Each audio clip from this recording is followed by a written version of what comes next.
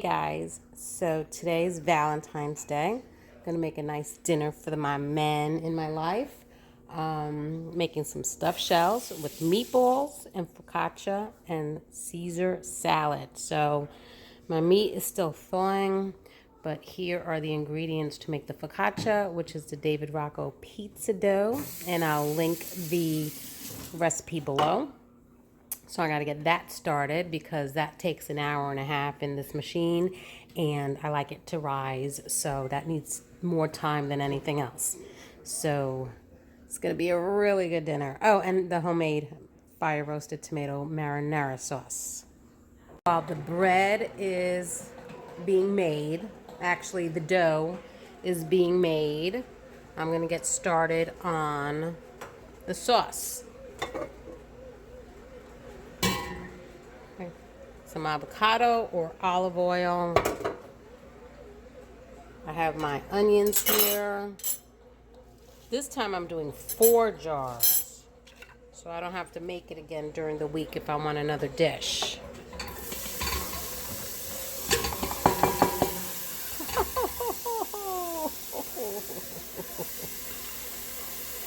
Unbelievable. So onions.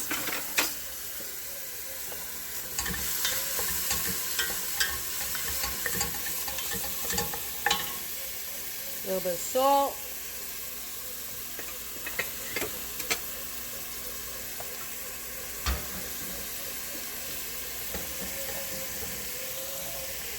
Some salt.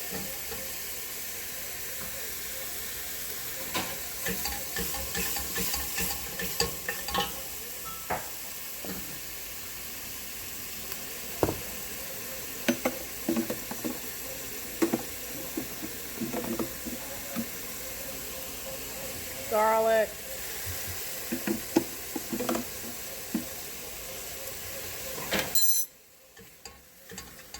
Ooh, that smells good.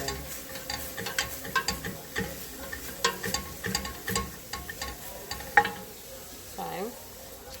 And then I'm going to need 2 hands because that can get really ugly, but I'm going to pour the 4 cans of crushed tomatoes. I noticed the last time I made it, I know on the video I said, you can, just make it and serve it immediately.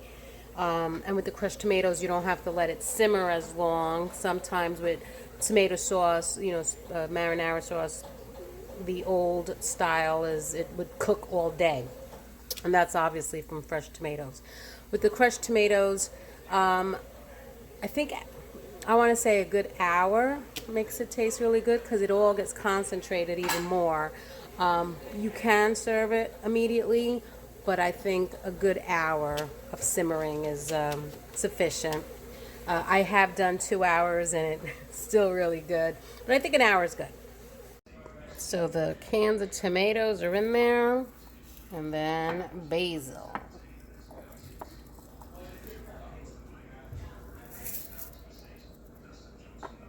Fresh is best, but dry is fine. And then I'm just going to let it simmer at least an hour, but I am going to be making my meatballs, and then the meatballs will finish off cooking in there. So good. So I'm going to leave the spoon in, cover like that. So now for the meatballs. Gonna add salt. I don't know how much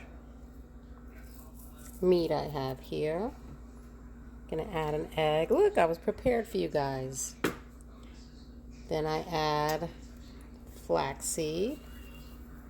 Now I like to add flaxseed because it adds fiber without the kids knowing. It also has omega-3s, so it's very healthy, and it goes very well with meatballs or meatloaf, and you don't even know it's in there. Little extra health boost. Now we're going to add some breadcrumbs. I have these seasoned 4C. I got them from Costco. They have some pecorino romano cheese. And Gonna add some milk. Keeps them nice and tender. And then my own Italian seasoning blend, which has basil, parsley, rosemary. Basil, parsley, rosemary. Oh, and oregano. There you go.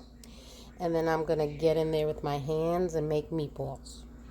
And there they are. I made them a little smaller than usual, so there's more of them.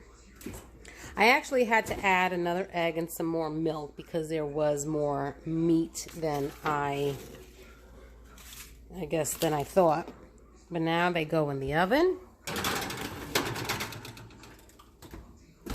I have my oven set at 380 because it works at that temperature. You know what? Strangely enough, because we didn't get a new stove, when we had someone to try to come and fix it and they couldn't fix it, they actually fixed it without realizing it because it wasn't working at all.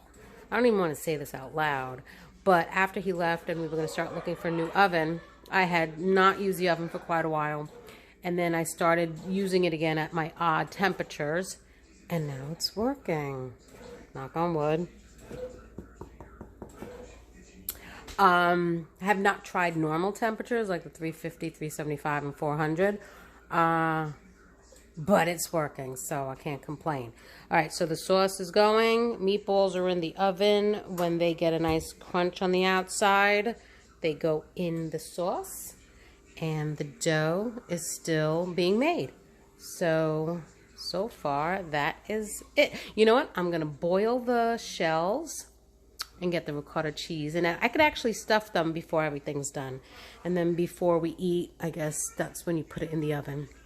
So that's what I'm going to do. Get everything ready now. It's only 3:36 in the afternoon. So, yeah. So I bought 2 boxes of jumbo shells. I hope I have enough ricotta to stuff 2 boxes. Yeah. So let me get those ingredients together for you. So for the interior of the stuffed shells, you need ricotta. I don't measure, so I wanted to get a big container and they didn't have any, so I ended up getting smaller containers, so hopefully that's enough for 2 boxes of shells. Egg. I don't have fresh parsley. I don't even have dry parsley, so this is the last of my Italian seasoning. I'm going to throw that in there, and then my pecorino and some mozzarella, and you literally just mix it all together. There, everything is in there. The Italian seasoning, which now I got no more. I'm going to have to get some dried parsley somehow, because I do have dried basil, dried rosemary, and dried oregano in my pantry, but not the parsley. My parsley didn't do too well in the garden this year, and last year, I should say. So therefore, I don't have any dried parsley. So I'm going to use my 2 hands to mix this, to hold the bowl down, not putting my hands in there. And the water is almost coming to a rolling boil, so I can add the shells. And there it is, all mixed up. Oh my God, this stuff is so good. Some people like to put nutmeg in their ricotta. Some people will put chopped spinach. You do it. You do you. I'm not a fan of the nutmeg in my cheese. I believe that's only... I believe that's best in pumpkin spice and apple pie. But,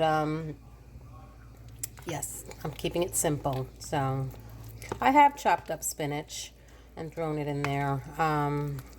But if you have it, use it. If you don't, you could add chopped kale. Why not? You know, not too much because it tends to be a little tougher than the spinach and a little more flavor. But, I mean, literally, you can add whatever you want.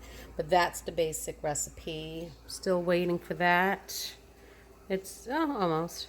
I can add the salt, and then you'll see me assemble everything. That was almost a big mistake. I had to add more water because 2 boxes in this pot, not big enough. I'm going to have to keep stirring it too to make sure it doesn't stick to the bottom. But this is a perfect time for me to call my mama on Valentine's Day. Shells are ready. Some of them did get stuck and broke. We could just eat that with sauce. My meatballs are ready, so I'm going to throw those in the sauce, and a lot of the oil came out, so that's good. So I'm going to throw them in the sauce. Is this even on? Yeah, it's on. I want it.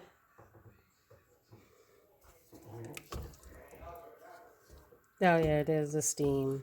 I was expecting it to be boiling, but that's fine. Okay, so now I'm going to throw the meatballs in, and then I'm going to stuff the shells. Wow. So let those simmer. They get more tender, cooking in the sauce. You could just eat that alone. You know what? I like leaving the ladle in there. Let some of the steam out so things don't overflow or explode. So now for the focaccia. So I'm going to preheat my oven to 450.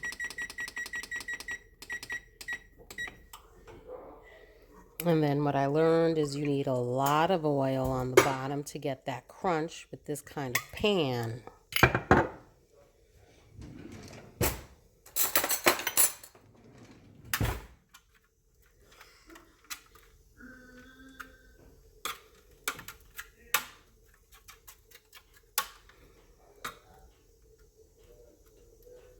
A lot of oil. And I used garlic oil, so that's garlic oil from Costco. Get it coated everywhere.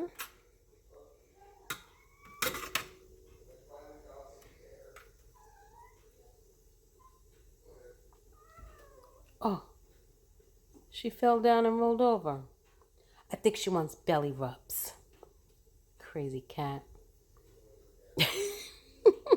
All right, let me put that dough on. Here's the dough. Oh, I love this machine. The best $20 I ever spent. Facebook buy and sell group, porch pickup, $20 under the mat. Take the thing. So I got my pans out. Let's put some sauce on the bottom.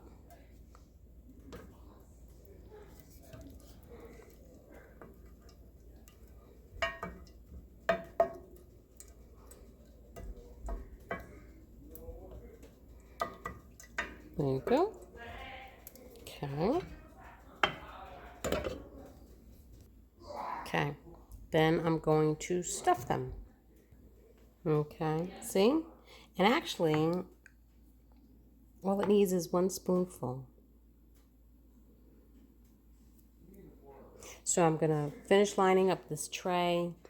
I have more trays waiting. And there's the focaccia, just waiting for it to rise a little bit before I throw it in the oven. Yeah, stuffed shells aren't that hard. In New York, we used to be able to find frozen stuffed shells. In Costco and Tennessee, no. No ravioli, no big ravioli, no manicotti, no stuffed shells. Not in Tennessee. So there's the shells, and then on top of the shells, we're going to add some more marinara sauce. Coat it. I don't have any more mozzarella cheese. Sometimes I used to put mozzarella cheese over the top, but I don't have any extra. So just going to coat it with some marinara sauce and then cover it with aluminum and stick it in the oven. There you go. I'll be serving the meatballs on the side instead of putting them in there. I just put a little bit of sauce. And then with the meatballs on the table, they could just add more sauce to the top of it if they want.